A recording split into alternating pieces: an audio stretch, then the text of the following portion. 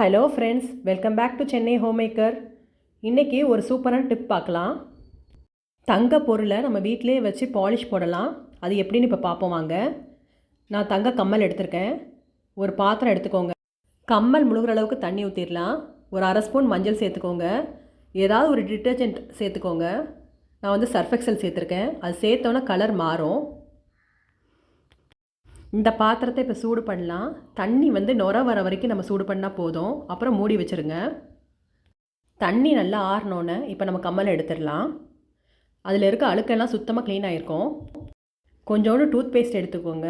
Tooth ப்ரஷில் அதை வச்சுட்டு நல்லா கம்மலை தேய்ச்சி எடுத்துருங்க. கார்னர்ஸில் இருக்க அழுக்கெல்லாம் வந்து ப்ரஷ் வச்சு தேய்க்கும் போது ஈஸியாக வெளியே வந்துடும். இப்போ ஒரு நல்ல தண்ணியில் லைட்டாக வாஷ் பண்ணி எடுத்துட்டிங்கன்னா தங்கம் வந்து ரொம்ப நீட்டாக பாலிஷ்ட் ஆயிரும்.